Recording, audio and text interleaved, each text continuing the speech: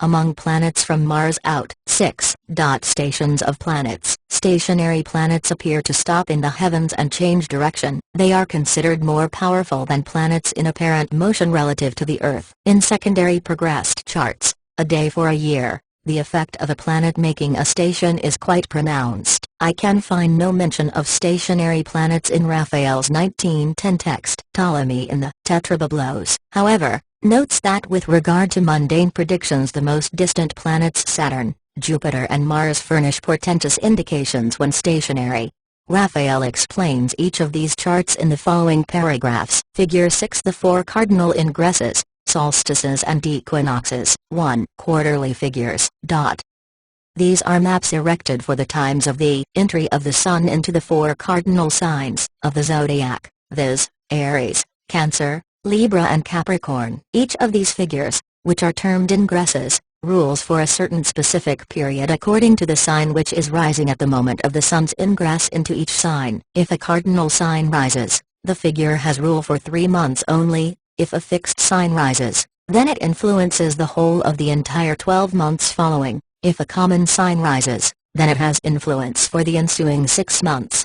Editor's note: the four ingresses mark the beginnings of the 4 seasons of the year. In the Northern Hemisphere, spring begins at the Aries ingress, summer at Cancer ingress, autumn at the Libra ingress and winter at the Capricorn ingress. Below the equator, the Aries ingress marks the first day of autumn, and winter begins with the entry of the Sun into Cancer. Mundane astrology developed in the Northern Hemisphere and makes use of the symbolism of the seasons above the equator in the interpretation of mundane charts. In modern Western astrology, the astrological new year begins with the Aries ingress on the first day of spring, and the natural zodiac wheel has Aries rising. In Hellenistic times, the Earth was thought to have come into existence with Cancer rising and Aries at the Mehevan, as in the famous Thema Mundi chart. In Alexandrian Egypt, the Cancer ingress at the start of summer was the most important because it marked the beginning of the annual flooding of the Nile, which rises rapidly from June through August and peaks in mid-September shortly before the Libra ingress.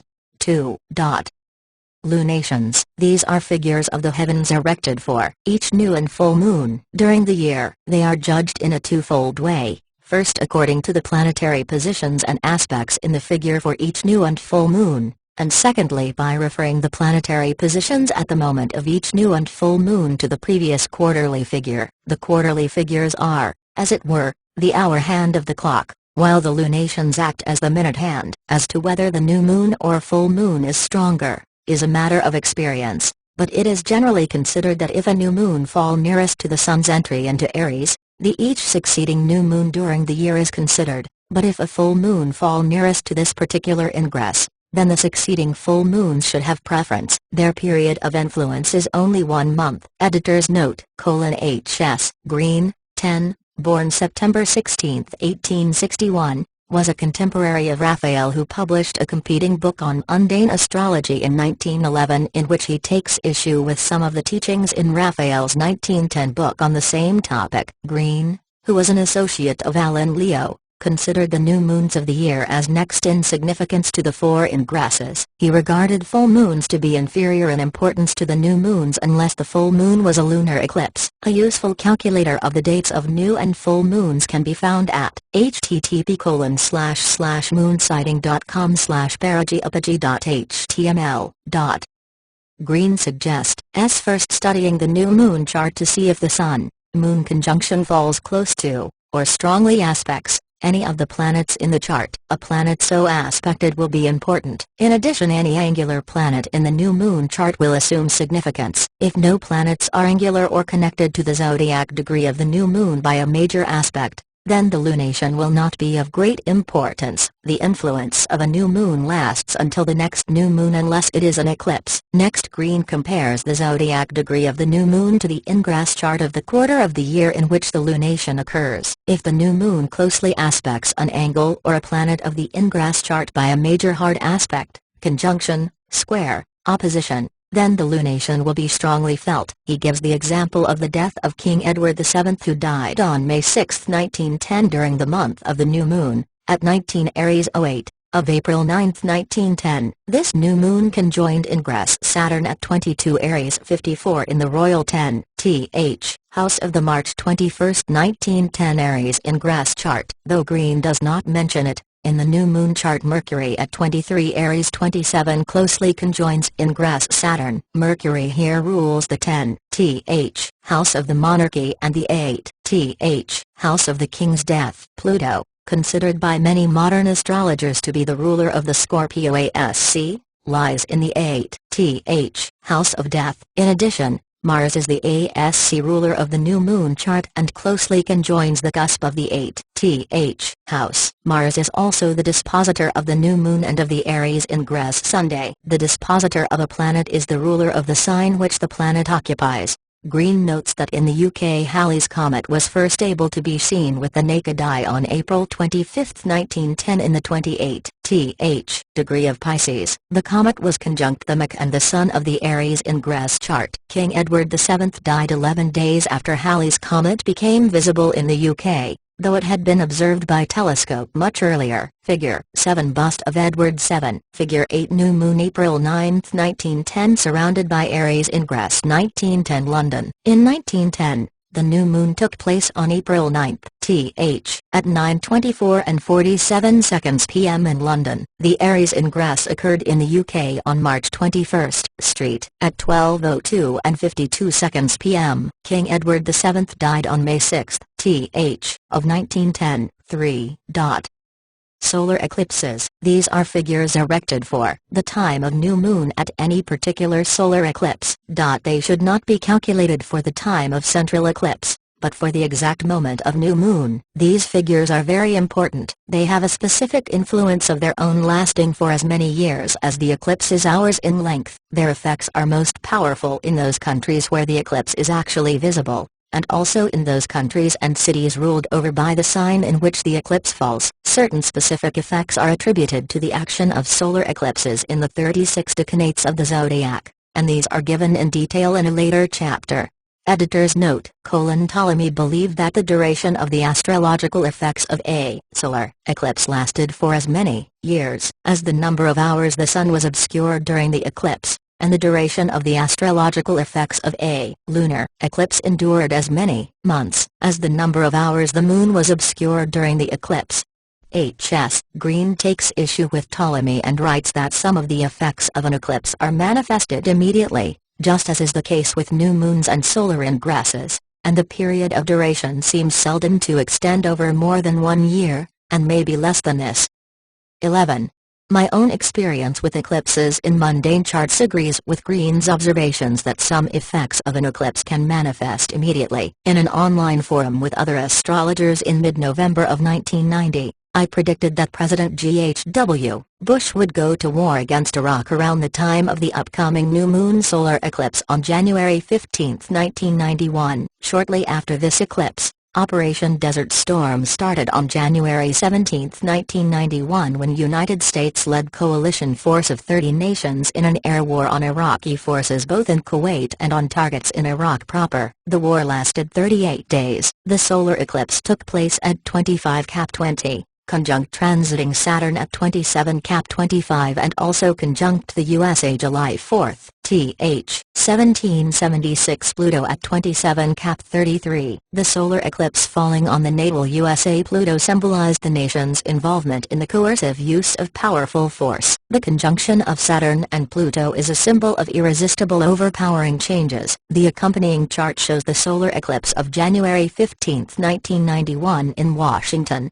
D.C., surrounded by the July 4, 1776 positions of the USA Sibley-Cornelius chart. Notice the 6th house emphasis, which commonly occurs in chart of going to war and is probably related to the ancient attribution of enemies to the 6th house of the horoscope. CEO Carter, 1951, believes that solar eclipses will have an effect for at most 1 year, and lunar eclipses for a lesser period of time. 12. He also notes that something related to the eclipse is likely to manifest at the first square of the transiting Sun to the eclipse point, or when transiting Mars conjoins the eclipse point. When considering the effect on an eclipse on the chart of a nation, Carter says that little influence is likely unless the eclipse falls close to a planet or sensitive point in the chart under consideration.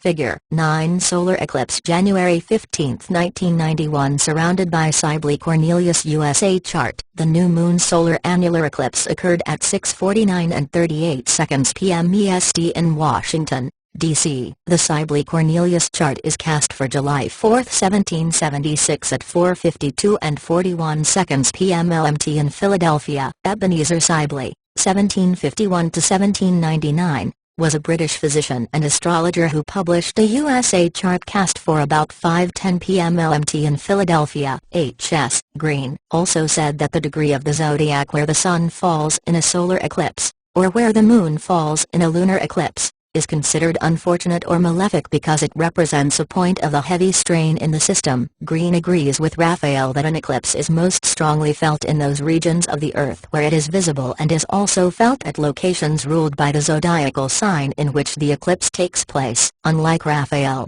Green is extremely doubtful that the delineation of eclipses in specific decanates of the zodiac signs has any practical value. Green also advises taking note of any conjunctions of the eclipse with planets or points in the natal chart of the head of state and important personages of a county. As a modern example of this last point, the total solar eclipse of July 20, 1963 fell exactly on Saturn, and very near the Mach and Neptune, of President John F. Kennedy's birth chart. He was assassinated 4 months later. Also notable is that Mars, which conjoins the Placidus 8th cusp of death in Kennedy's natal chart, at the moment of the eclipse on the Mach at his birthplace and has moved by transit to conjoin exactly the natal 12th cusp of secret enemies. Figure 10 President Kennedy surrounded by solar eclipse of July 20, 1963. JFK was born in Brookline, MA. On May 29, 1917 at 3 p.m., a total solar eclipse occurred on July 20, 1963 at 4:42 and 42 seconds p.m. EDT in Brookline. 4.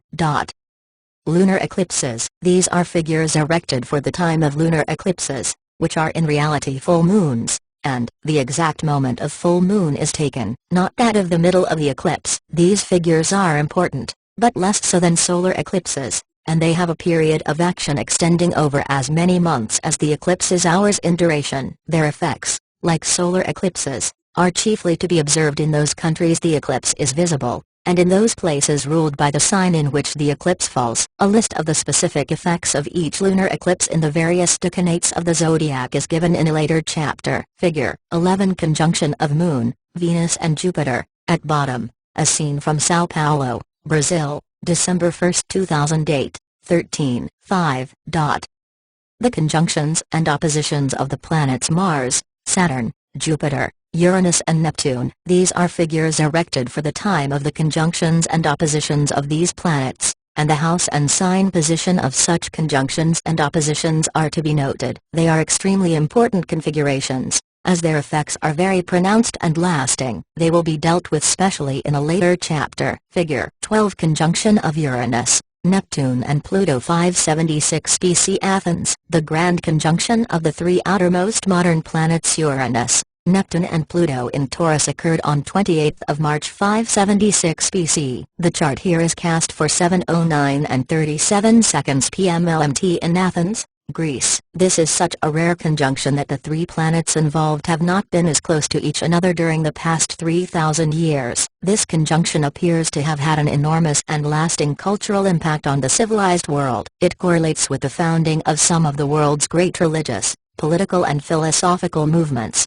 Ruler Moon in the 9th, including the dawn of Athenian democracy and the culture of classical Greece with its emphasis on symmetry of form. Libra ASC. Historians believe that Cleisthenes, the father of Athenian democracy, was born around 570 BC. Pisistratus, the Greek statesman who converted Athens from a rural town into a major economic center of the Mediterranean, was born around 600 BC. The mystic philosopher Pythagoras was born between 585 BC and 569 BC. Gautama Buddha was born around 563 BC. In China, Confucius was born in 551 BC. The Persian king, Cyrus the Great, is believed to have been born in 576 BC, the same year as the Great Conjunction. Cyrus espoused religious freedom, ended slavery and was a proponent of human rights. The influence of Cyrus on the writers of the Constitution of the United States of America can be seen in the American Bill of Rights.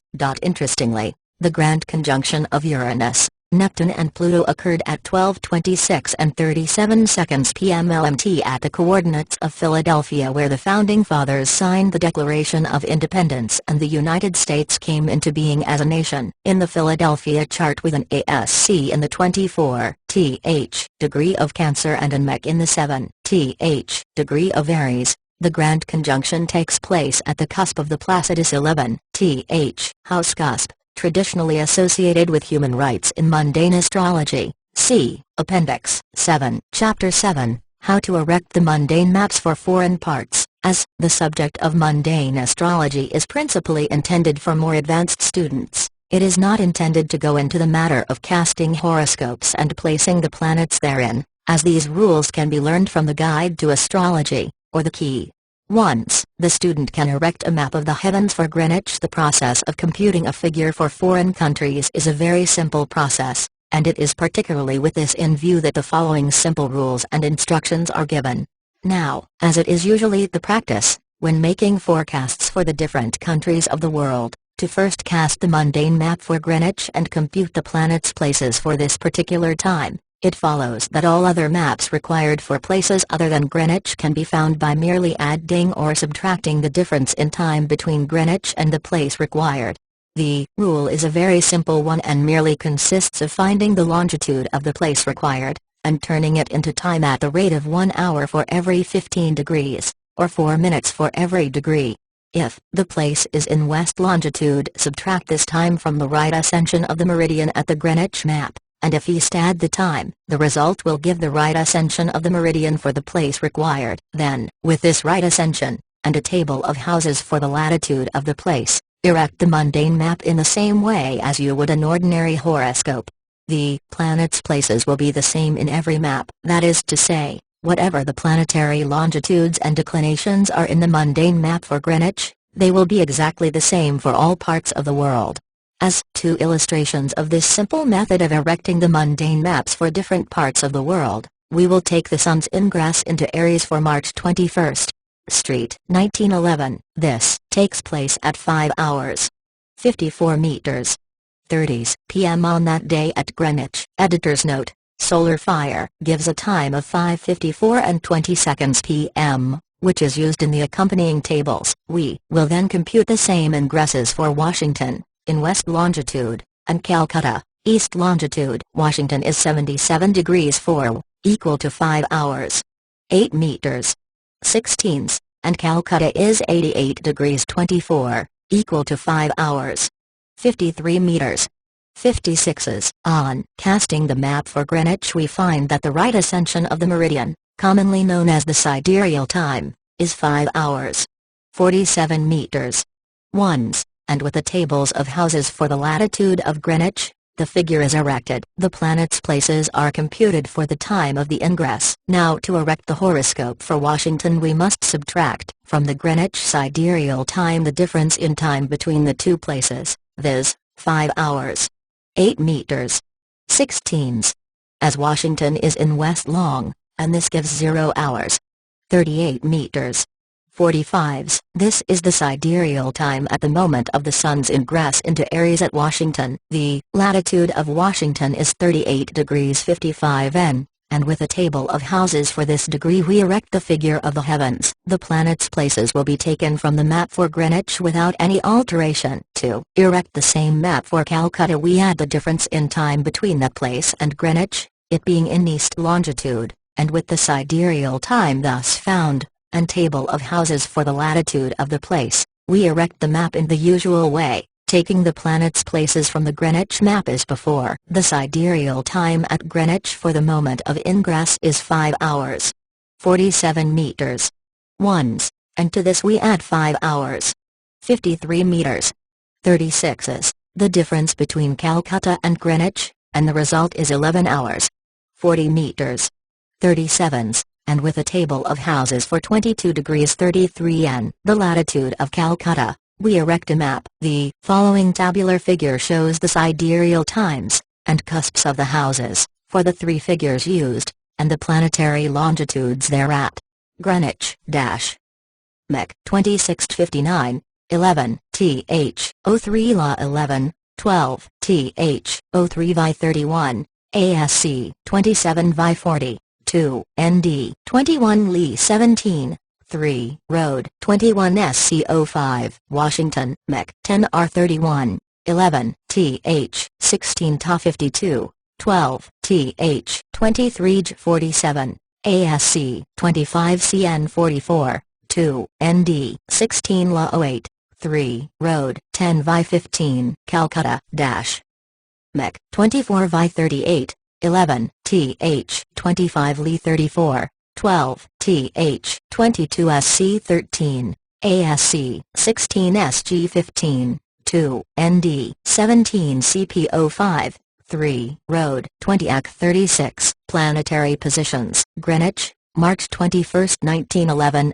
Aries ingress. Figure 13 chart points of the 1911 Aries ingress. Modern calculations. Note: the student should very carefully follow these simple instructions, for once the figure for Greenwich is obtained, all maps for different parts of the world can be immediately found by the simple addition or subtraction of the difference in time of the required place and Greenwich from the sidereal time of the Greenwich figure. Chapter 8, concerning the first house and the planets therein. The first house is the most important of the 12, for in every mundane map it represents the people, the general condition of the country, state of affairs in the country, and in a general sense the public health. Editor's note: unlike Raphael, CEO, Carter, 1951, believed the 10th house to be the most important in mundane astrology because it represents the government of a nation and its actions in the world. If a planet is therein, its position and aspects should be carefully noted, but if no planet is placed therein, then the position and aspects of the ruler of the sign on the cusp of the house should be considered. This applies to all the 12 houses. If a benefic be in the first house, it denotes that the general condition of the country and people will be good, that affairs will improve, and things generally connected with the internal condition of the nation will be satisfactory. If well aspected, or essentially dignified, the good will be all the more marked, but if afflicted, then the benefit will be lessened, and in that particular matter denoted by the house ruled over by the afflicting planet. If a malefic is in the ascendant or ruling over it, then much trouble is shown in the country, things being unsettled, health of the people bad. If afflicted by other planets the evil will be more marked, but if well aspected, the troubles will be mitigated to some extent. The following are the general influences of lunations and the planets in the houses, either at lunations or solar ingresses. The new moon falling in the ascendant shows many changes in the country, much activity, and if well aspected many benefits to the community at large, according to the position of the planets making such good aspects. If afflicted it denotes much unrest and discontent, ill health among the people, and affairs generally will be unsatisfactory. The position and aspects of the afflicting planets should be noted. The Sun, in the first house, well aspected, denotes a prosperous time for the country, many benefits to the people, improvement in affairs and success generally. If afflicted, it creates disturbances between master and man, and afflicts the health of the community. The Moon in the first house, well aspected, denotes activity and changes among the people, some improvements to women and children, and slight benefits of a public nature. If much afflicted will cause illness, unrest, and discontent. Mercury. This planet when well aspected produces much activity, increase of trade and work, new enterprises among the people, and generally inclines to study and intellectual gain to the community. If afflicted, it shows much discontent, personal attacks, libel actions and much recrimination in the popular press. Venus. Well aspected denotes a peaceful time, content and success in the country, improvement of work connected with the female sex. If badly aspected it shows want, vice and misery, trouble to the feminine part of the community, and indicates crimes against women and children. Mars. This planet is generally evil, bringing discontent among the people, strikes, riots, fires and incendiarism, crime and ill health. If well aspected it shows military activity, a warlike tone among the people, and a general forceful and aggressive tendency. Jupiter. This is one of the most favorable significations. It brings prosperity and success in the land, plenty of work, is good for trade, and brings numerous benefits to the community at large. If afflicted, it is not so good, and will affect the interests of the people according to the position of the afflicting planets. Thus, if the affliction came from the 7th house, it would disturb the peace of the country, if from the 10th house, through the government, etc. Saturn. This is a very evil position, and unless favorably aspected, produces much distress, discontent, want of work, loss of trade, poverty and general ill health. If well aspected, it will produce a steady progressive attitude among the people, more earnestness and perseverance, but it rarely produces much good. Uranus.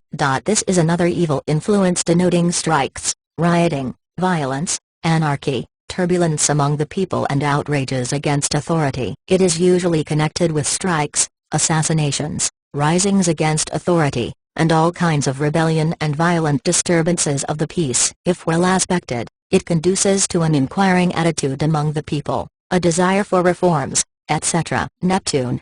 This is an unpleasant influence. It brings much agitation among the people, secret propaganda, socialism, vice, crime, suicides, and the like. It has the effects of turning things upside down, and causing much underhand and treacherous behavior among the people. If afflicted, it brings fraud and swindling, vice and immorality. Note: special regard must be taken as to the strength or weakness of each planet, also the house where the affliction comes from, as this will show the nature of such affliction. The same with regard to the benefic aspects. Chapter 9. Concerning the 2nd house and the planets therein. The second house of the mundane map has special reference to the financial condition of the nation, the revenue, national exchequer, stock exchange, banks, commerce and trade. At the Sun's entry into Aries, it affects the budget in Parliament. Any planet that may be in the house, or the planet which rules the sign on the cusp of the house, whether a malefic or benefic, is the significator of the national wealth for the period of time ruled by the figure. If the ruler of the 2nd house be therein, or in its own sign, well placed and aspected, then the period will be favorable for the nation's wealth. If a malefic be therein, then the period will be unsatisfactory. The lunation falling in the 2nd house depends upon the aspects thereto. It will produce changes in financial affairs, but if well aspected shows increased revenue, improvement in the national exchequer, and a more prosperous time for stocks and shares, especially gilt-edged securities. If evilly aspected, it will cause heavy national expenditure, financial and bank failures, and losses on the stock exchange. The Sun in the 2nd house, well aspected, is favorable for the revenue, denoting increase of receipts, and a brighter outlook generally for the money market. If afflicted, it denotes great waste of public revenue, increase of taxation, and heavy expenditure. The Moon in the 2nd house shows great fluctuation in the revenue and on the money market, in stocks and shares, but if well aspected shows an increase of receipts in the exchequer, and improvement in the financial conditions of the country.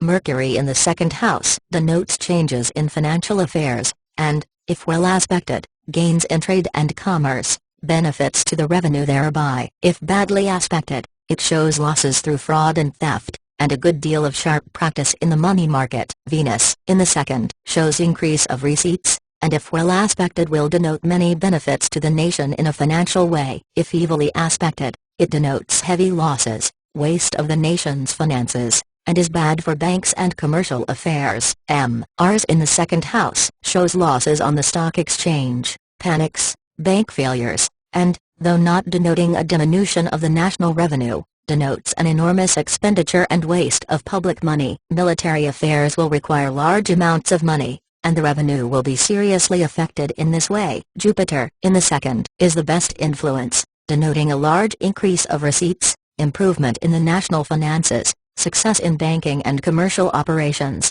and may denote a lessening of taxation. If afflicted, it shows heavy expenditure, bank failures, and panics on the stock exchange. One of the worst aspects to Jupiter is a square or opposition of Mars, especially in financial affairs. Saturn in the 2nd house is very evil, denoting a poor revenue, decrease of receipts, financial stagnation, depression in securities and financial circles, and general want of activity in all money matters. If afflicted, it will make the evil much greater, and cause heavy depreciation of securities, but if well aspected it gives a steadying tone to the money market. Uranus, in the second, shows unexpected losses and equally as unexpected gains to the national revenue, according as the planet may be badly aspected or the reverse. It denotes financial crashes, strange and unlooked-for occurrences in the stock and share market, and much uneasiness generally in financial circles. Neptune, in the second, denotes fraud and dishonesty, losses to the revenue through illicit undertakings, theft, sharp practices, and everything underhand and secret. If evilly aspected it acts more forcibly. Chapter 10, concerning the third house and the planets therein. The third house rules over railways, postal, telegraphic and telephonic services, and all matters connected therewith, such as railway stocks and shares, traffic returns, etc. It has also to do with all forms of locomotion, buses, motors, and the like, also books, newspapers and literary undertakings. The same rules are to be applied here as in dealing with the other houses, viz., that the planet in the house has chief influence, and when no planet is therein, the ruler of the sign on the cusp of the house is to be considered. The lunation falling in the third house denotes much activity in all matters ruled over by the house, and shows many benefits and successful undertakings connected therewith, but if afflicted it denotes much trouble therein, danger of accidents, and losses in ventures with publishers, and the like. The sun in this house benefits the heads of departments, but if afflicted denotes illness and probably death among notable people connected with the third house affairs. The matters ruled by the house in which the afflicting planet is situated should be carefully considered in this respect. The moon in the third benefits workers in railways and postal affairs, and if well aspected will improve their condition, wages, and prospects. If afflicted, it shows much discontent among employees, unrest and agitation, danger of accidents and falling off of receipts.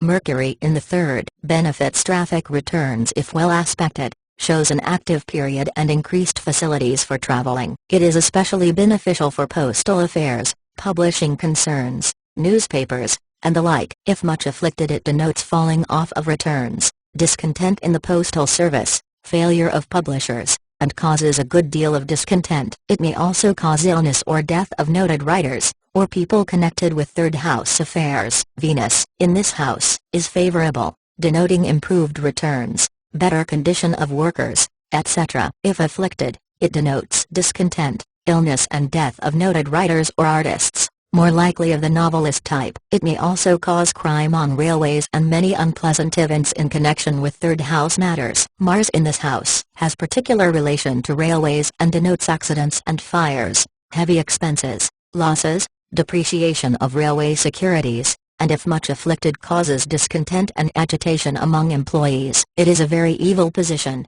and when much afflicted brings serious accidents not only on railways, but also in other forms of locomotion. It will adversely affect publishing concerns. Jupiter in the third is favorable for railways, and traffic returns will increase. The wages and conditions of workers will improve. It will cause busy times in literary and publishing circles, and many improvements in postal affairs. It denotes many benefits in all matters coming under the rule of the third house. If much afflicted, it shows heavy expenses, losses and troubles in the working and management of affairs to do with locomotion. Saturn in this house denotes much discontent among employees, depreciation of trade, falling off of receipts in railways and postal matters, accidents, and a general unsatisfactory state of affairs in all third house matters. If much afflicted the evil is augmented, but if well aspected it has no very appreciable effect, and the evil shown is not much ameliorated. It is sure to cause illness and death among prominent people connected with publishing or literary affairs. Uranus in the third house has particular reference to railways,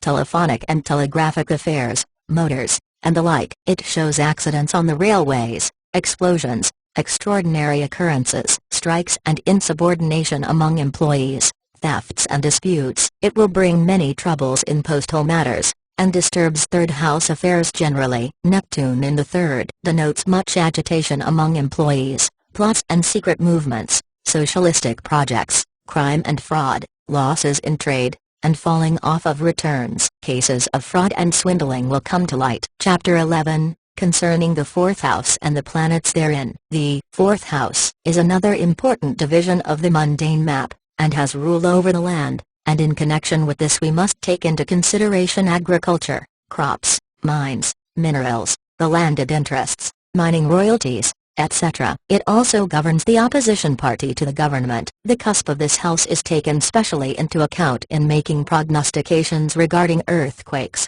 volcanic eruptions, etc. The lunation falling in this house, 4th, will bring into prominence the matters governed thereby. If well aspected, it will strengthen the hands of the opposition, and the government will lose by-elections, and suffer loss of prestige. It will also benefit agriculture, crops, and the landed interest generally. If evilly aspected, it shows bad weather, shortage of crops, and much trouble in agricultural matters. A lunation falling in a fixed sign, exactly on the cusp of the fourth house, is a sign of a disastrous earthquake in whatever part of the world this position may occur. The sun in the fourth is favorable for the landed interest, and shows benefits to agriculture, and the like. If badly aspected, it will bring much trouble to the government, loss of elections, and many difficult questions to deal with. It will then be evil for agriculture and matters to do with the land. The moon in the fourth, well aspected, benefits agriculture, but brings changeable weather. If evilly aspected, shows shortage of crops,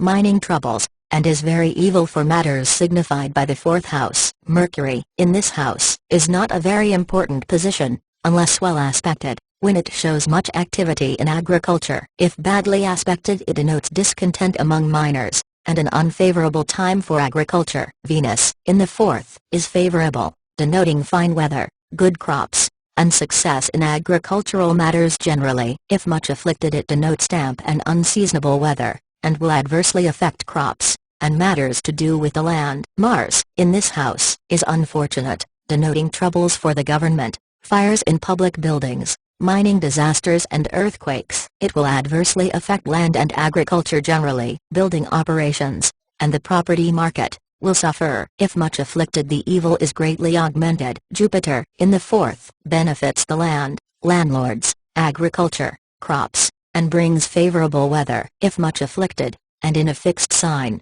it may cause mining disasters and earthquakes, especially in those places where it is exactly on the cusp of the fourth house. Saturn in the fourth brings obstacles and difficulties to the government, and the affairs of the nation will not proceed smoothly. It causes bad weather for crops, and adversely affects agricultural matters. It denotes mining disasters, earthquakes, and depreciates the value of land, and disturbs property. If afflicted, the evil is very considerably increased. Uranus, in the fourth, is an especially evil influence, denoting serious trouble to water companies, and causes mining disasters, and explosions in public buildings. It is evil for the government, bringing difficulties to them. Land, mining royalties, and the taxation of land values are likely to be a source of much trouble under this influence. Neptune, in this house, is a doubtful influence, but being malefic will cause trouble in all fourth house matters. It has special reference to all forms of socialistic agitation in respect to taxation of landlords, ground values, mining royalties, and the like, and if much afflicted will cause considerable trouble to the government. Chapter 12, concerning the fifth house and the planets therein. The fifth house has relation to theaters, music halls, children, education, the birth rate, schools and places of amusement. The lunation falling in the fifth house will bring matters connected with these affairs to the front. If well aspected, it shows benefits, and if evilly aspected, the reverse. The sun, in the fifth, is favorable for educational matters, children, and theaters generally. If evilly aspected, it denotes losses to places of amusement, heavy expenses, and illness and death of noted theatrical artists. The moon in the fifth, well aspected, shows that the people generally will be inclined to amusements. It will benefit theaters, and increase their receipts. If evilly aspected, it denotes trouble to women and children, immorality, and much crime against children, cases of ill-treatment being brought to light. Mercury, in the fifth, shows activity in theatrical circles, new plays, and ventures, is good for educational matters and those which affect children and their welfare. If afflicted, shows theatrical lawsuits, disputes over educational matters, and adversely affects the interests of schools and the like. Venus, in the fifth, well aspected, tends to increase the birth rate, is favorable for girls and women, benefits theaters, and denotes honors to prominent actors. If afflicted, it denotes much vice and immorality, cases of cruelty to women and children, criminal assaults, and similar disgusting outrages. Mars, in the 5th, brings troubles to theaters, such as fires and disturbances, illness and deaths of actors and singers, much crime against women and children, fires and accidents in schools and to pleasure parties. If afflicted, the evil is much increased. Jupiter, in the 5th, benefits all matters coming under the rule of this house, increases the birth rate and is favorable for schools and education, causes losses and heavy expenses to theatrical concerns, and failure in speculative adventures.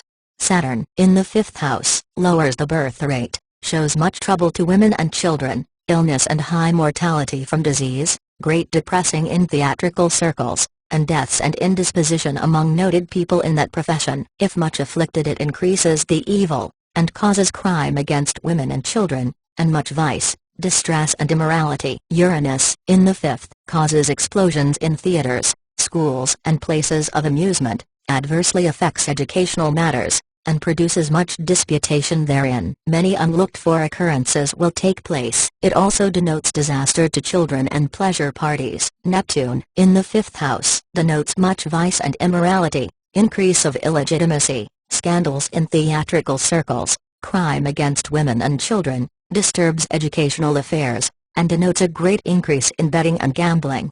Chapter 13. Concerning the 6th house and the planets therein. The 6th house has special reference to the public health and general condition of the working classes and servants. It also governs the national service, army and navy, the soldiers and sailors, battleships, etc. Editor's note: because the 6th house is associated with the armed services, it is often active in mundane charts when a nation goes to war. In ancient times the 6th was known as a house of enemies. The nature of the sickness affecting the country generally can be deduced from the planets in this house, or ruling over it according to the parts of the body ruled by such sign, etc. The lunation falling in the 6th house, if well aspected, augurs well the affairs governed by this house, but, if evilly aspected, disturbs these affairs. The health of the people will suffer, and much discontent will be shown among the working classes generally. The Sun in the 6th is favorable for health and the working classes. If afflicted, it shows discontent and much sickness. The Navy will suffer. Some prominent servant of the state may die. The Moon in the 6th shows much sickness among the populace, discontent and dissatisfaction. It causes disorder in the Navy, and unless well aspected is not a good position. Mercury, in the 6th house, denotes activity among the lower classes, a desire for mental improvement generally. If afflicted, it shows discontent, thieving and crime, increase of insanity, and much disorder generally. Venus, in this house, is favorable for the lower classes and the navy, improves their condition. If afflicted, shows much vice, want and misery,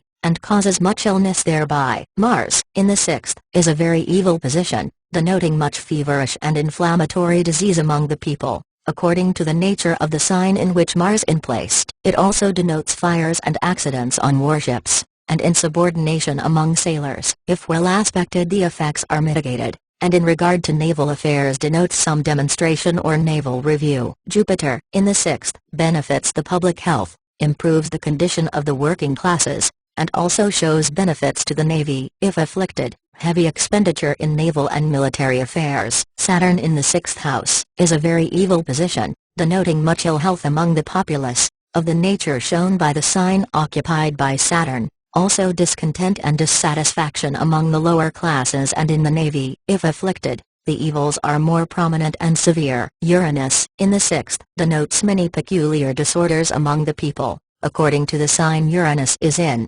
explosions on warships, insubordination among sailors, mutiny, etc. It denotes serious accidents, explosions attended with loss of life and limb. Neptune, in the 6th, shows much vice and immorality among the lower classes, socialistic propaganda doing mischievous work therein. It also affects the Navy in the same seditious manner, and conduces to much unrest among sailors. It affects the health of the community through an increase of illicit habits, drug taking, opium smoking, etc. It also tends to produce scandals in naval and military circles. Chapter 14. concerning the 7th house and the planets therein. The 7th house is a very important one, for it governs all matters relating to foreign countries, disputes, war, international affairs, and all matters which arise in the dealings of one country with another. It has also relation to marriages, divorces, and matters of a public nature. A lunation falling in the 7th house is important,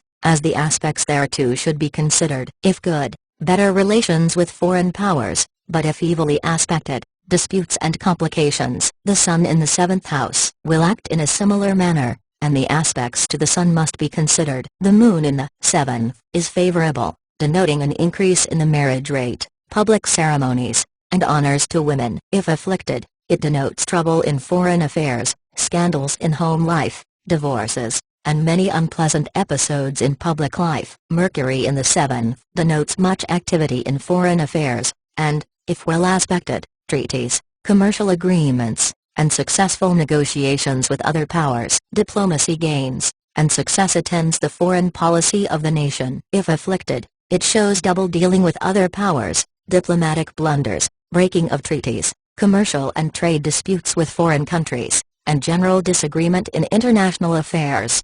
Venus in the 7th augurs well for peace and prosperity in foreign trade, increases the marriage rate, denotes many marriages in high life. If badly aspected, it shows many public scandals, divorces, crime against women, and unpleasant and offensive episodes. Mars in the 7th is a very powerful influence. It shows grave danger of international disputes, disagreement with other powers, unsatisfactory condition of foreign relations, and danger of war. In all cases where war is denoted from this position, the direction from which the enemy will come is shown from the position of Mars, Aries being east, Cancer north, Libra west, and Capricorn south, the other signs pointing to the points of the compass between the 4 cardinal points. It will also show by the sign in which Mars is in, which country is opposed to the nation, according to the country ruled by the sign. See Chapter 28.